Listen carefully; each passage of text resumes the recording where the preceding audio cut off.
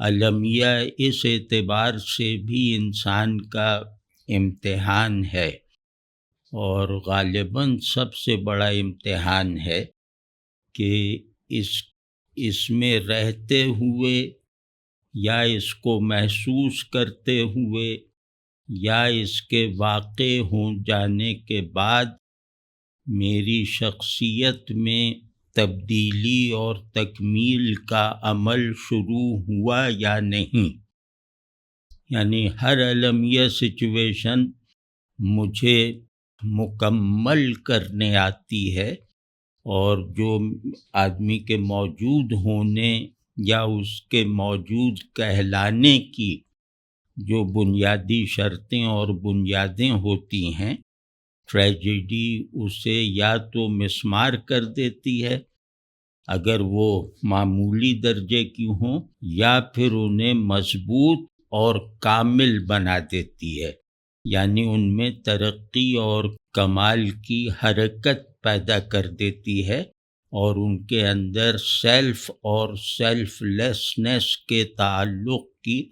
نئی جہتیں، نئی گہرائیاں اور نئی بلندیاں پیدا کر دیتی ہے، اور ان کے تمام بڑے بڑے تصورات میں ایک مضبوط اور قابل اعتماد پریزنس پیدا کر دیتی ہے، اور المیہ سے میسر آنے والا ایکسپیرینس، یہ میں فرد کی حیثیت سے بات کر رہا ہوں کہ المیہ سے حاصل ہونے والا تجربہ یہ آدمی پر خود اپنا انکشاف بھی کرتا ہے، اور اس کے ساتھ ساتھ حقیقت کے ساتھ، آئیڈیلز کے ساتھ، بہت بڑے تصورات اور مقاصد کے ساتھ اس کی نسبت میں جیسے ایک احساساتی تیقن بھی پیدا کرتا ہے۔ یعنی یہ جس حقیقت کو آئیڈیلائز کر رہا ہے، اس حقیقت کے ساتھ اس کا ایک حسی تعلق بھی جیسے ڈیولپ ہو جاتا ہے۔ تو یہ المیہ گویا علم میں، وجود میں، احوال میں، تصورات میں، سب چیزوں میں جیسے ہمیں آزماتا ہے، اور اگر ہم اس آزمائش سے جیسے اس آزمائش کے لائق نہیں ہیں تو ہمیں معدوم کر دیتا ہے۔ معدوم کرنے کا مطلب ہماری زندگی چھین کے قبروں میں پہنچا دینا نہیں ہے، کیونکہ قبر میں جو مدفون ہے وہ مرا ہے، معدوم نہیں ہے۔ معدوم ہونے کا مطلب ہے کہ بالکل انسگنیفیکنٹ وجود کو ڈھونے والا ایک متحرک جسم بنا کے رکھ دیتا ہے، جو اس وقت امت ان اجسام کا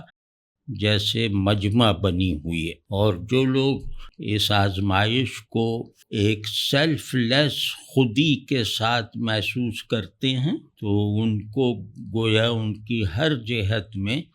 ان کی منزل سے قریب کر دیتا ہے، ذہن کو اس کے مقصود سے، دل کو اس کے مطلوب سے، ارادے کو اس کی مراد سے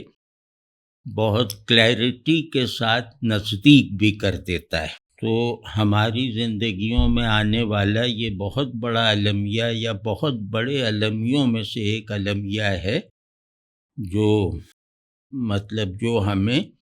جیسے اب بھی موقع دے رہا ہے کہ معدوم ہونا ہے یا بامقصد وجود کے ساتھ موجود رہنا ہے۔ تو اس ضرورت سے، یعنی اس کا ایک جیسے دھندلا سا احساس کرتے ہوئے آج ہم ایک لفظوں کے ساتھ تعلق کی ایک نئی پرت کھولیں گے یا کھولنے کی کوشش کریں گے، کیونکہ ہماری تمام ذہن، دل وغیرہ احساسات، ان سب کا انحصار ہے اپنے اپنے ناموں سے نسبت پر۔ یعنی درد کا احساس درد کے لفظ سے نسبت میں اگر سطحیت ہو تو درد کا احساس بھی سطحی سا ہوگا، اور اگر درد کے لفظ سے تعلق میرا گہرائی کے ساتھ ہے اور ذہن کی آمادگی کے ساتھ ہے اور کسی مقصد کے حصول کے لیے ہے، تو پھر وہ درد کا یعنی لفظ درد کی جو معنوی گہرائیاں اور تہداریاں ہیں، وہ میرے فزیکل درد کا محسوس ہونا وہ دوسروں کے مقابلے میں ممتاز کر دیں گی۔ تو لفظ کی حکومت میں رہتا ہے آدمی کی پوری سبجیکٹیوٹی وہ لفظ سے اس کے تعلق پر استوار ہے۔ تو اسی اصول کو جیسے ہم آج اپنے فائدے کے لیے موجودہ عالمیے کی جو باڑھ ہے، جو طغیانی ہے، اس میں موتی بننے کے لیے بلبلہ بن کے بہتے رہنے کی بجائے اس باڑھ میں موتی بننے کی تربیت حاصل کرنے کے لیے ہم آج ایک لفظ کو اس طرح کھنگالیں گے کہ اس کے ساتھ ہماری جو پچھلی نسبت ہے وہ زیادہ گہری اور زیادہ سچی اور خود ہم پر زیادہ ایفیکٹو ہو جائے۔ تو آج کی صورتحال کا جو مرکزی کلمہ ہے، اس المیہ کا جو بیج ہے جس سے یہ المیہ پھوٹا ہے اور گلوبلائز ہوتا جا رہا ہے، وہ ہے ظلم۔ اب ظلم ایک ایسا لفظ ہے کہ جس میں ہمیں کبھی ضرورت ہی نہیں محسوس ہوتی کہ ہم اسے ذرا غور سے دیکھیں یا اسے مزید سمجھنے کی کوشش کریں۔ یعنی ظلم کے لفظ سے حاصل شدہ جتنا بھی مفہوم ہے وہ ایک تو سب میں مشترک ہے، یعنی ظلم کا لفظ کہنے والا اور سننے والا ایک مراد لیتا ہے۔ تو اور یہ مطلب سب سے زیادہ استعمال ہونے والے الفاظ میں سے ایک ہے جو زندگی کی نچلی سے لے کر روحانی سطحوں تک استعمال میں رہتا ہے ہر آدمی کے۔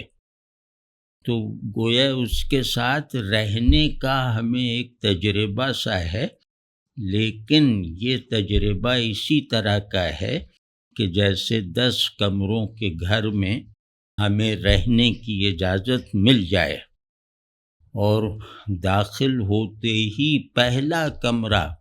ہمارے تمام تصور اقامت وغیرہ کی تسکین کرتا ہو، کسی گھر میں رہنے سے متعلق ہمارے جتنے خوشگوار تصورات ہیں سب پہلے ہی کمرے میں ہمیں پورے ہوتے ہوئے نظر آ جائیں، یعنی پہلا کمرہ ہی پورا گھر بن جائے،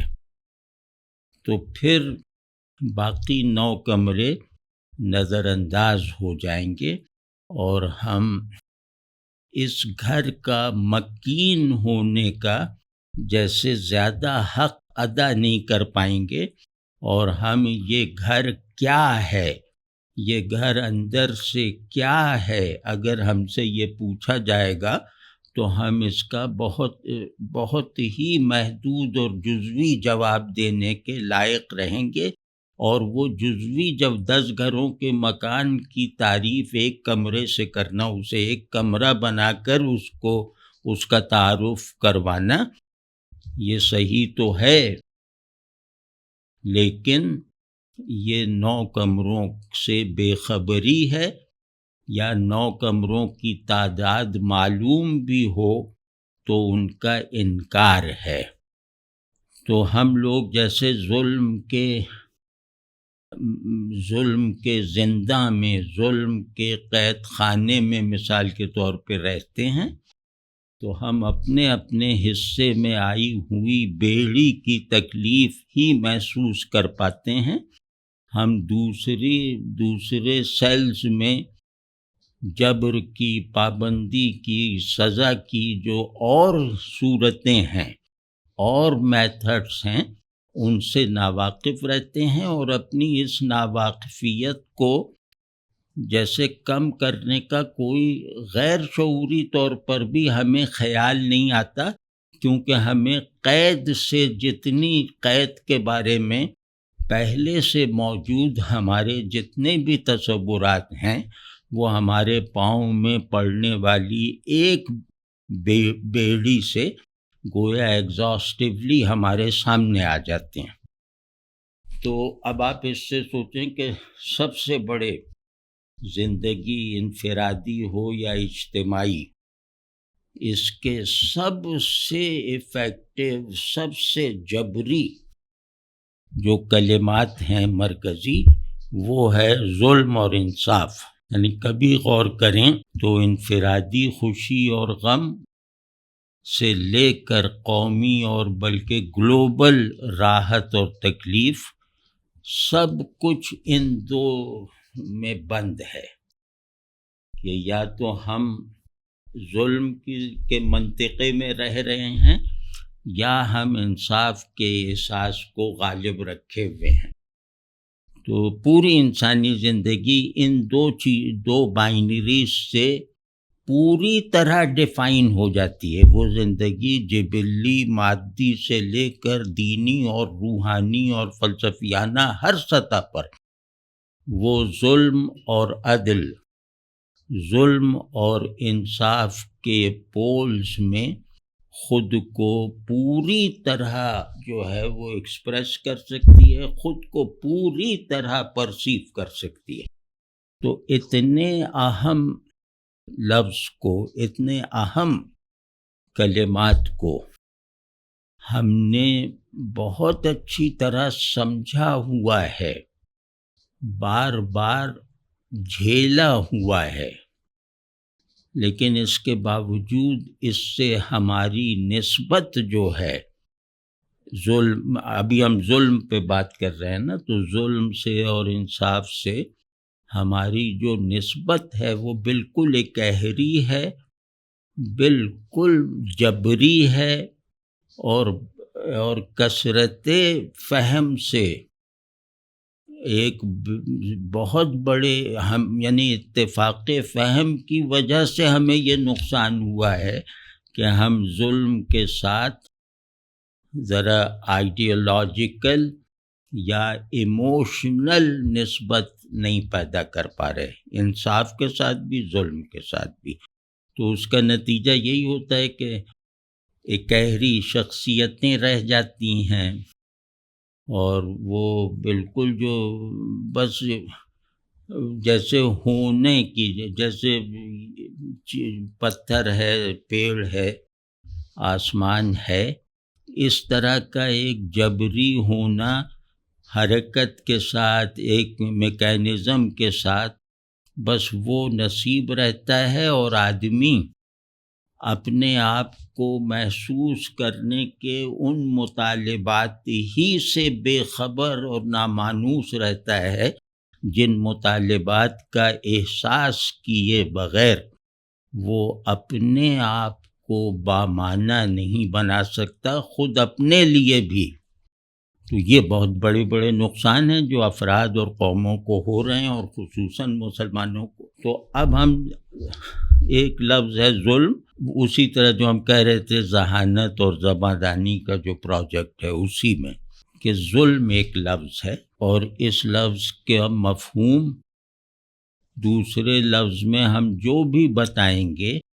وہ اس لفظ سے جڑی ہوئی سمجھ سے کم ہوگا۔ تو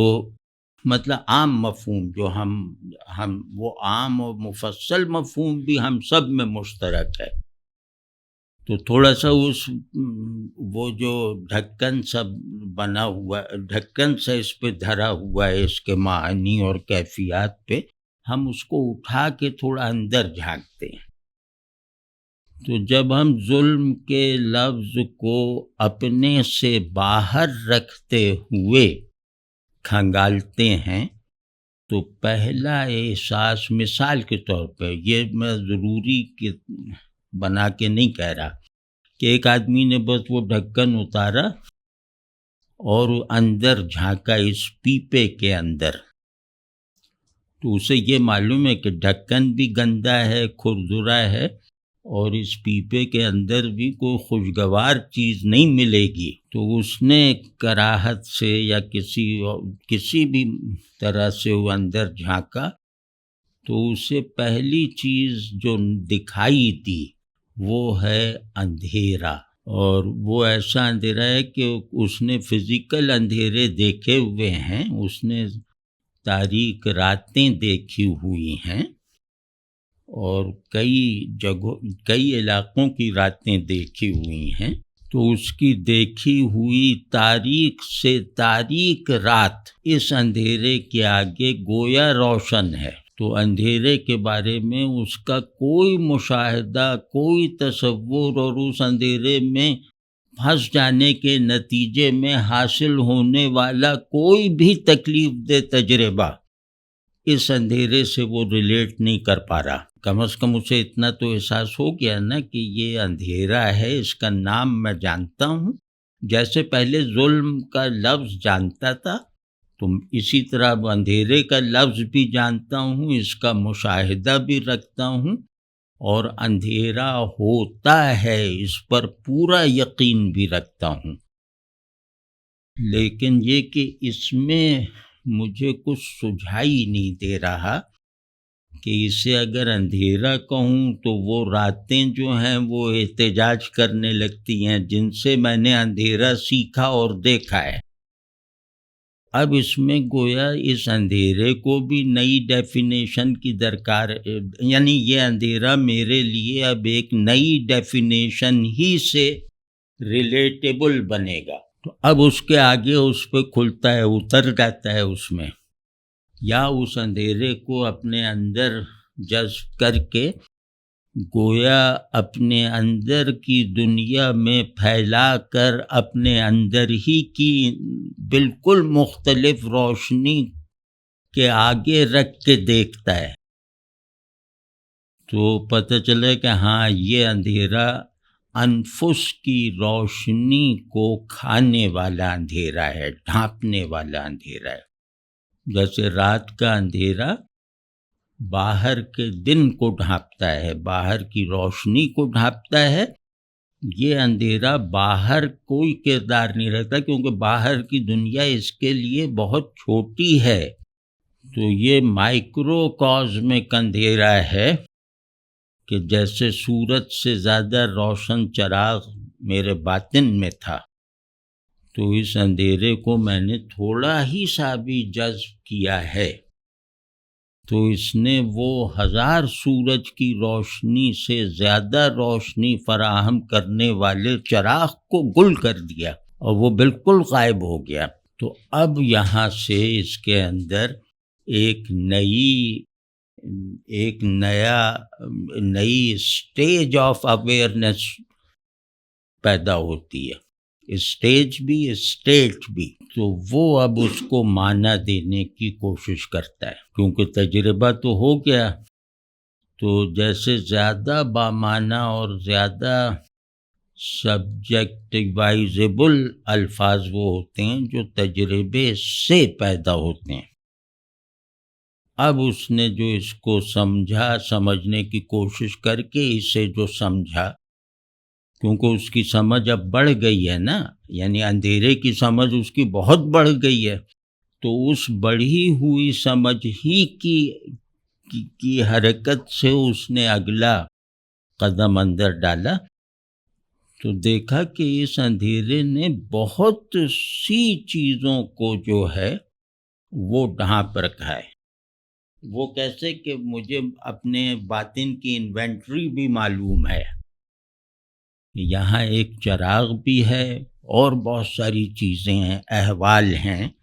احساسات ہیں، معارف ہیں، اور ان کا پورا رجسٹر مجھے حفظ ہے، سب معلوم ہے کہ کون سی چیز کہاں رکھی ہوئی ہے، اور اتنے بڑے رقبے میں رکھی ہوئی چیز باطن انفینیٹیوڈ کی اصل پر ہوتا ہے، مجھے ان کی لوکیشنز معلوم ہیں. تو اب میں دیکھتا ہوں کہ یا اس طرف دیکھو وہاں جو رکھا ہوا تھا وہ کچھ دکھائی دے رہا ہے اس میں، رات کو باہر کی رات میں تو وہ زیادہ دکھائی دیتا ہے، تو اب یہ اندر والی جو رات آئی ہے اس میں دکھائی دے رہا ہے. تو اب وہ دیکھتا ہے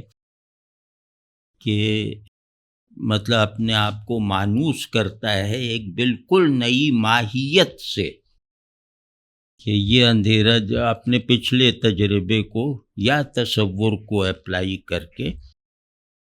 کہ یہ اندھیرا ہے، لیکن درندوں کا ڈر ہے، یہاں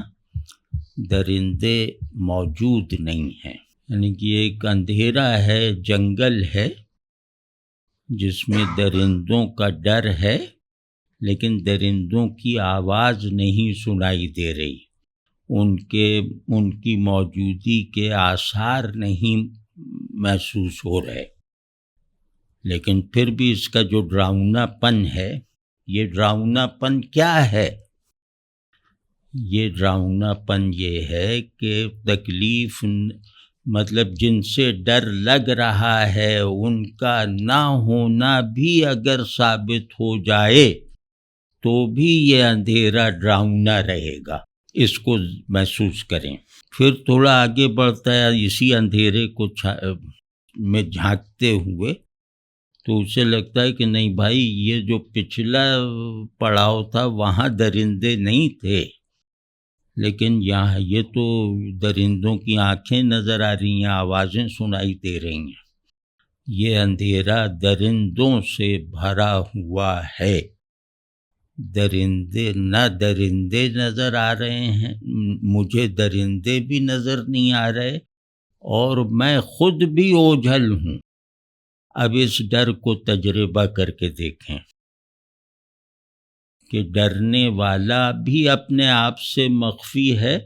اور ڈرانے والے بھی اس سے مکمل طور پر پوشیدہ ہیں. تو دو مکمل پوشیدہ کیریکٹرز میں یہ ڈر کہاں سے ہے، کہاں لوکیٹ کریں گے؟ اس ڈر کا محل کیا ہے؟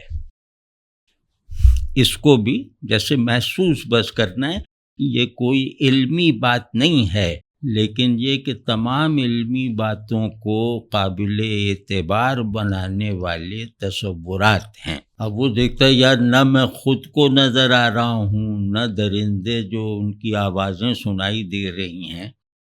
وہ انہی کی طرح میں خود پہ ثابت ہوں کہ ہاتھ ٹکرا رہا ہے، اس سے احساس ہو رہا ہے کہ میں ہوں. یعنی حرکت سے احساس ہو رہا ہے، جیسے آوازوں سے درندوں کا پتہ چل رہا ہے.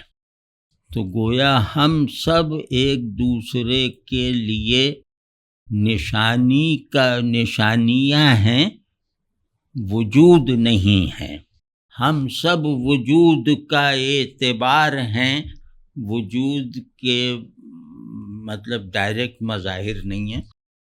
تو اب یہ اندھیرا بھی مخفی درندوں سے بھرا ہے، جس کو کھانے آ رہے ہیں درندے وہ بھی مخفی ہے.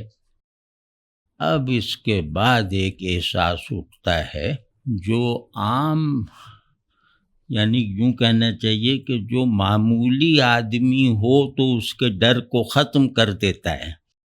لیکن ذرا بھی بیدار آدمی ہو تو درندوں سے پیدا ہونے والا ڈر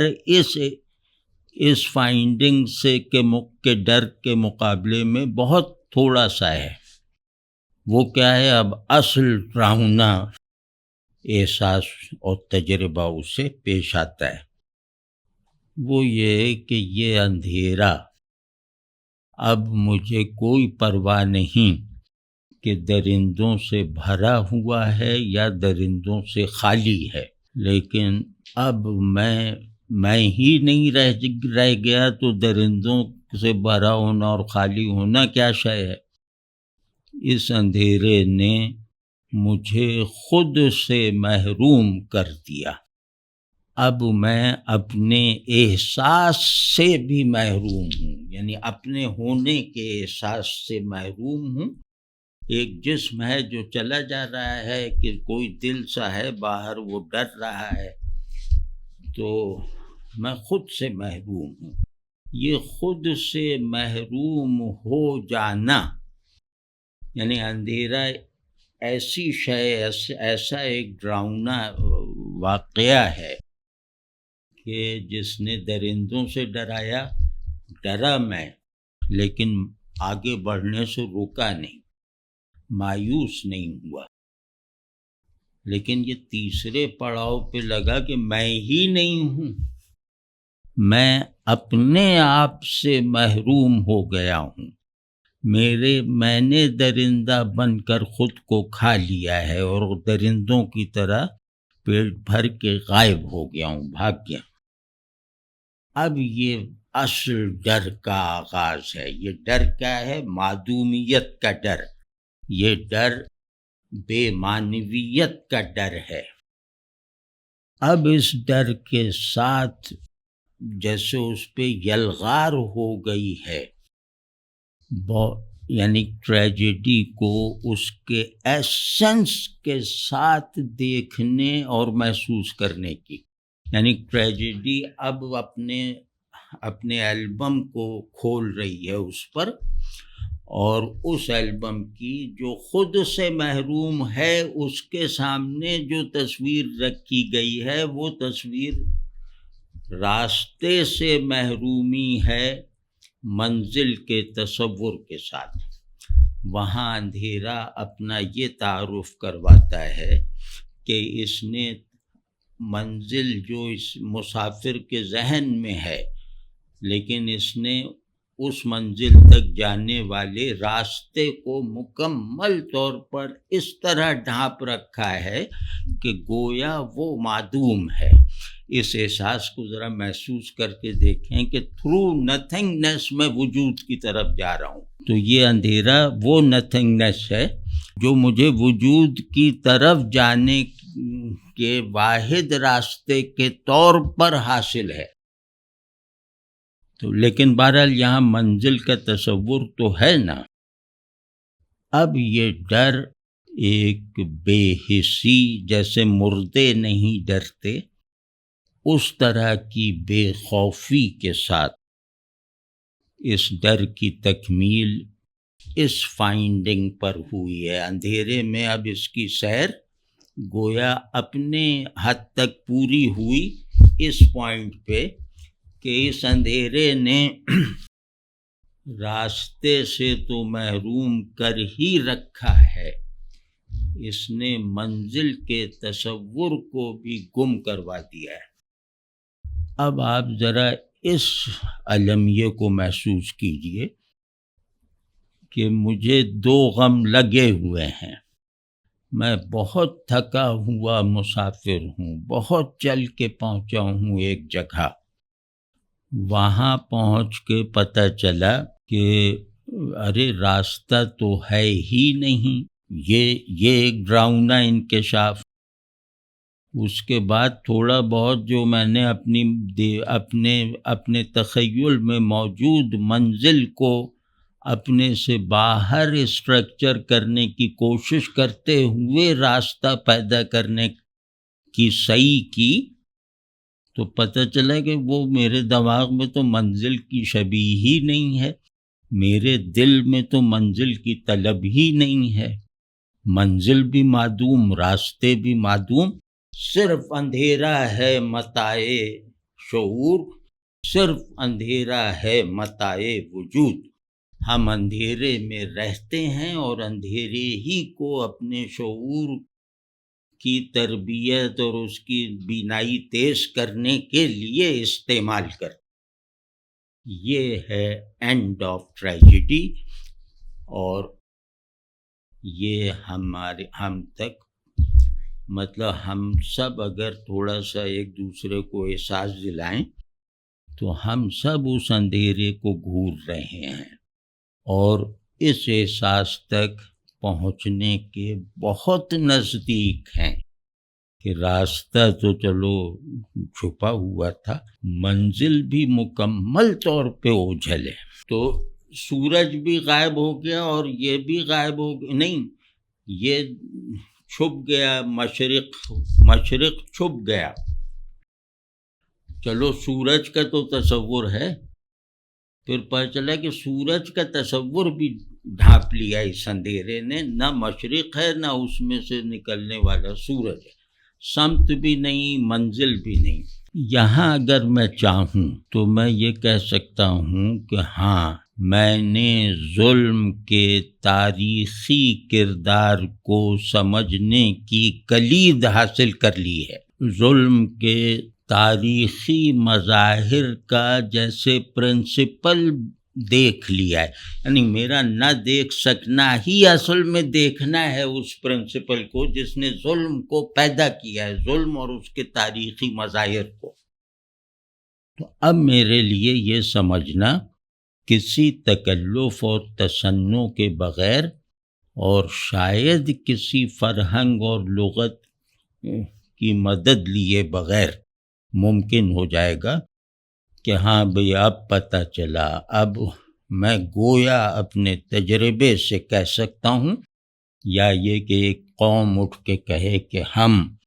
اپنے مشاہدے سے کہہ سکتے ہیں کہ ظلم کا آخری جو ضرر ہے، یعنی ظلم کی جو انتہا ہے، وہ ہے کہ یہ بندگی، یہ زندگی اور آزادی کا دشمن ہے. زندگی کا حق چھیننا،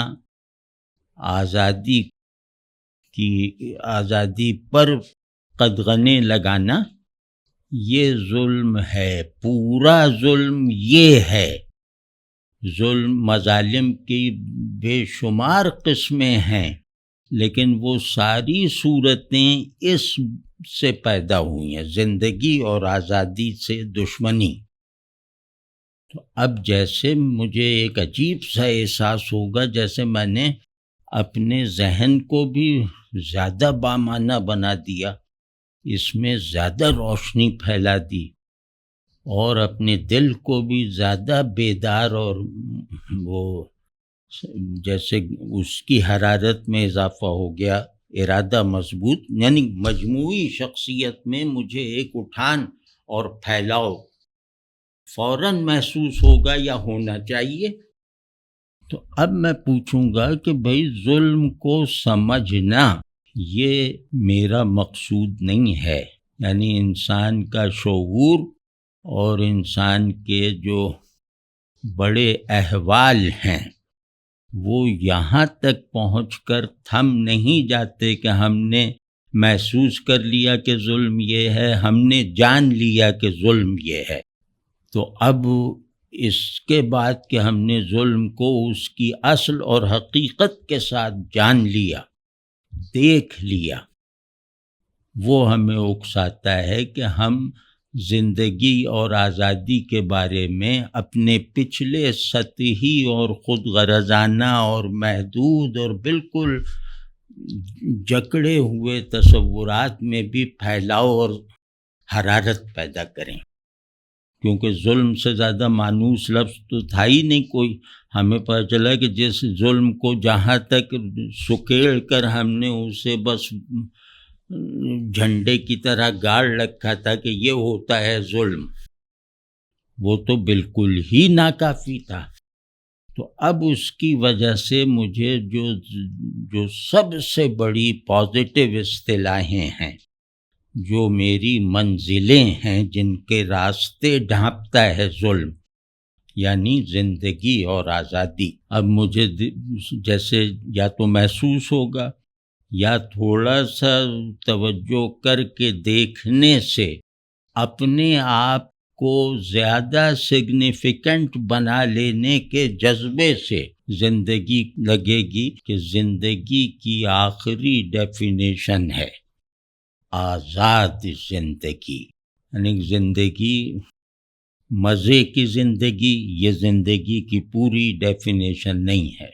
اور طاقت کی، غلبے کی زندگی ترقی کی کروانے والی زندگی، خوشحالی کی ضمانت دینے والی زندگی. اب زندگی کے کئی پرکشش زاویے ہیں تو جن پر میں مرتا آیا ہوں، جن کی کشش نے مجھے گویا اپنے آپ سے باہر کھینچ لیا تھا. پتہ ہی چلا کہ وہ تو بالکل ہی زنگ لگے ہوئے مقناطیس تھے جن پر میری روح جو ہے وہ ان کی کشش سے بھی متاثر ہو گئی. تو اب پتہ چلا کہ نہیں، زندگی خوشحالی، امارت، طاقت، دولت اس کا نام نہیں ہے. زندگی نام ہے آزاد زندگی، یعنی آزادی کے آرگینزم پر چلنے والی زندگی، وہ زندگی. دوسرا کھلے گا کہ آزادی ہم سمجھتے تھے کہ کوئی روک ٹوک نہ ہو، اور ظاہر ہے کہ آدمی آزادی کے بارے میں تصور ہی اتنا سا رکھے گا کہ اسے جو ہے وہ کمانے کی آزادی ہو، کھانے پینے کی آزادی ہو، ناچنے گانے کی آزادی ہو، تو وہ کیا سمجھے گا بیچارہ. تو اب اسی سمجھ سے گزرتے ہوئے اب مجھ پہ کھلا کہ آزادی کا نام ہے زندہ آزادی. مردہ بندھی ہوئی، مرجھائی ہوئی، اپنی یعنی میری خواہشات میں سے لتھڑی ہوئی آزادی نہیں، زندہ آزادی. یعنی زندہ آزادی مجھ سے باہر ہے. مجھے اس کی زندگی سے اپنے سامان حیات اور اپنے سامان نشاط اور اپنا سامان شعور حاصل کرنا ہے. اب یہ کہ ذرا اس پہ غور کیجیے گا، آزاد زندگی، زندہ آزادی، اس پر روک لگانا، اس کو ناممکن بنانا اور اس تصور کو بھی فنا کرنے کے لیے طاقت استعمال کرنا، یہ ہے اصل ظلم جو فلسطینیوں پر ہوتا آ رہا ہے. یہ جیسے ہم نے موجودہ صورتحال جو ٹھوس صورتحال ہے، یعنی پوری طرح جیسے تاریخی صورتحال ہے، اس کو ہم نے انٹرنلائز کر کے ظلم اور مظلومی دونوں کے اس ایسنس کو پکڑنے کی کوشش کی جس ایسنس سے بے خبری کی حالت میں ہم ٹریجڈی کے مخاطب ہی نہیں ہیں. ٹریجڈی کی بارش ہمیں تر نہیں کرے گی، یعنی ہمیں ہمارے حال پہ پتھروں کی طرح بنجر زمینوں کی طرح چھوڑے رکھے گی جیسا کہ چھوڑا ہوا ہے.